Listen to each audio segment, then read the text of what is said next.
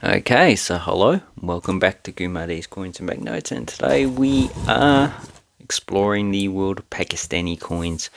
So Pakistan issued their first coins in 1948, and they are based on the Indian Rupee, which was issued mostly under the Mughals, but so this was a pre-decimal currency. So we have the 1 rupee coin, which is the highest coin then in circulation, and it was roughly equivalent to about 33 US cents, so about 40, probably 45 Australian cents.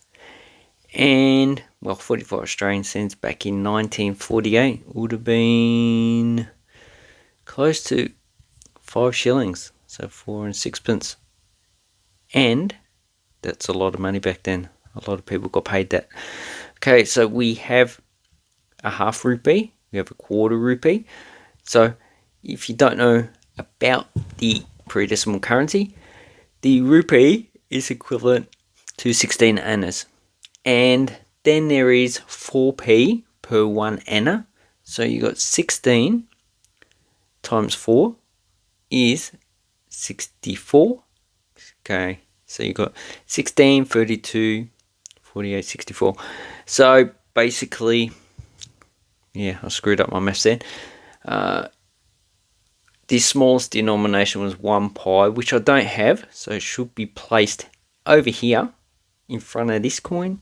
And that was the smallest denomination, but that was only issued in 1951.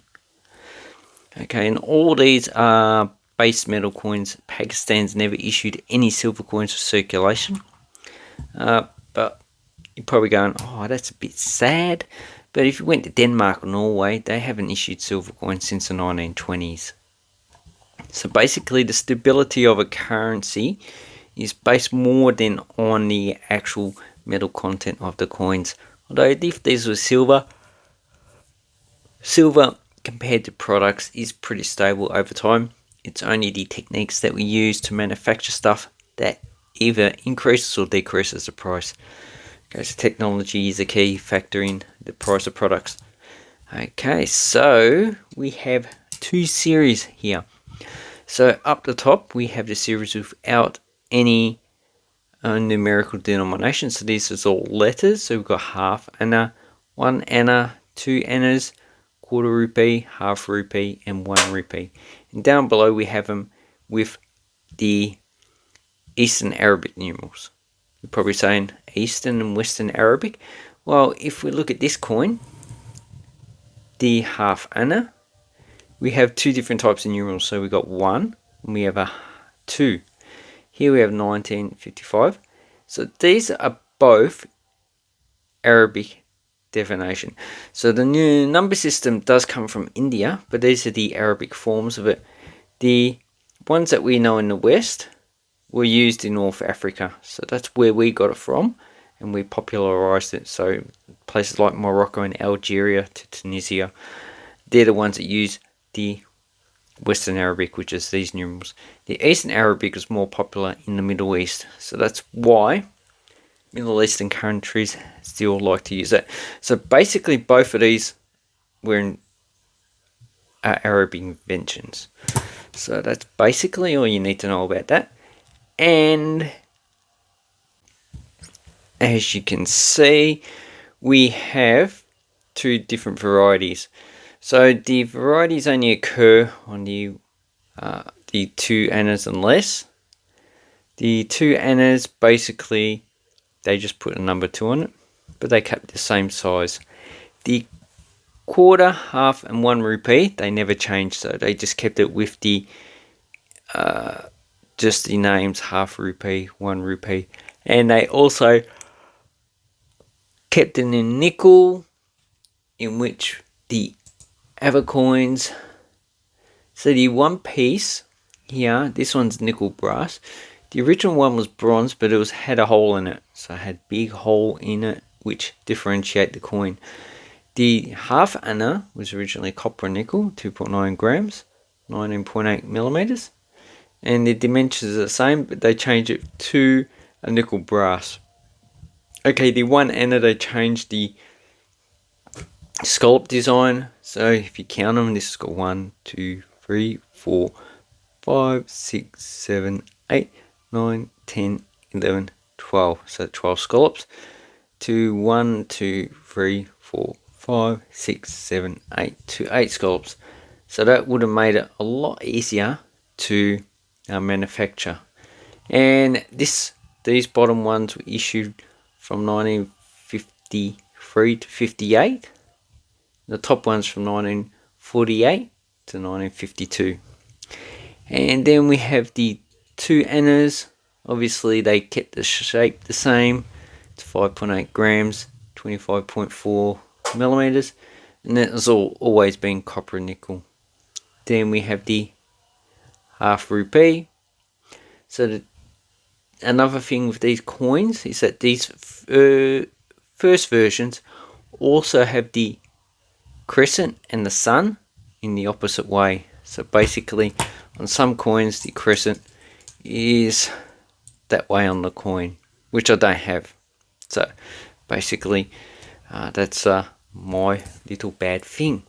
Okay, so if we just have a look close up and we see what is on this coin. So on this side we just have the denomination. Down below we have Bengali. In the middle we have Urdu. And we have wheat. So this one's dated 1955. It's 31.28 million.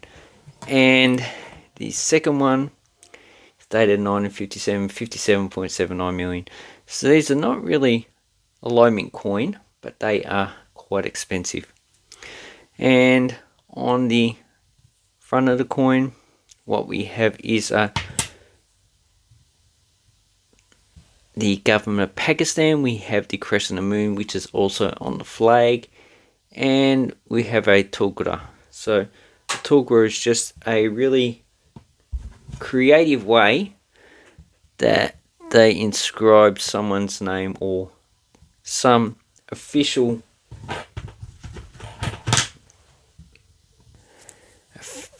name. So this just says government of Pakistan. So that's the actual tulgura there. It's just a very ornate way of using Arabic lettering. Okay, then we have the two annas. So basically the design's all the same. And this one's 1951. So that's about 75 million. But Pakistani coins are actually quite expensive. These ones you're probably not going to get for less than $5 each. Now, can't tell you why. These are expensive. But this 1955 has about 17.3 million. In this condition, you're probably paying about $10. Then we have the back. So this one's been glued sometimes, so you need to have a look and make sure it doesn't have that. Then we have the 1 anna. As you can see, this is a bit circulated, but it actually gives it some character.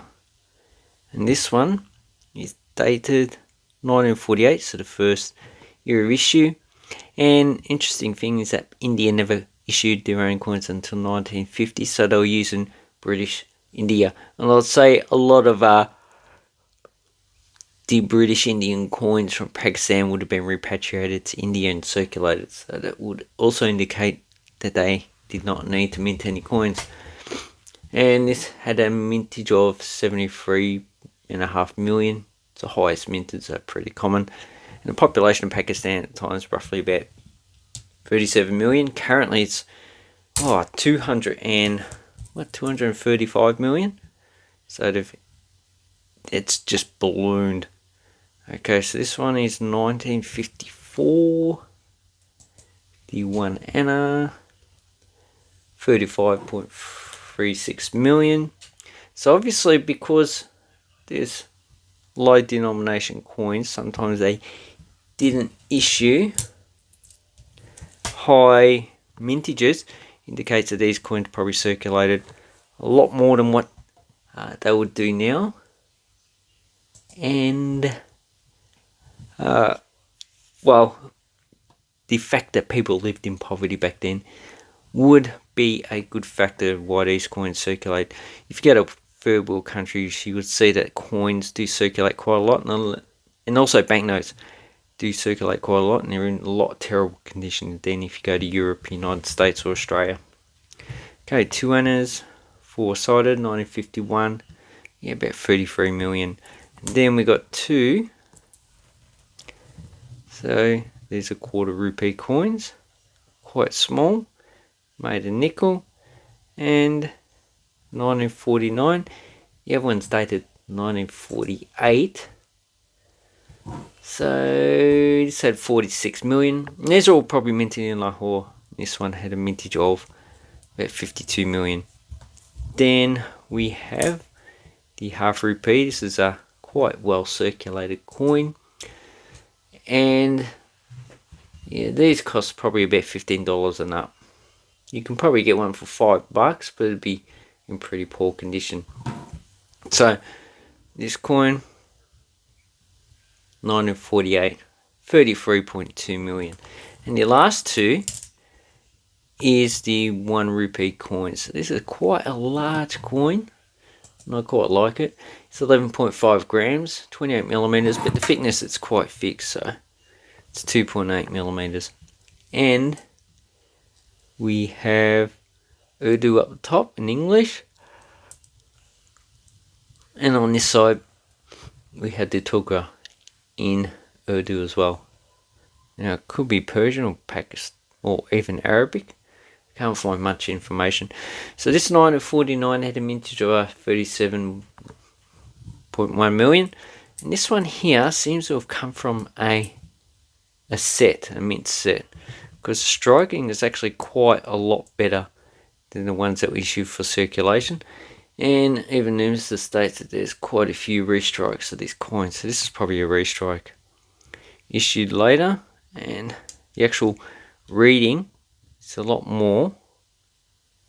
less circulated.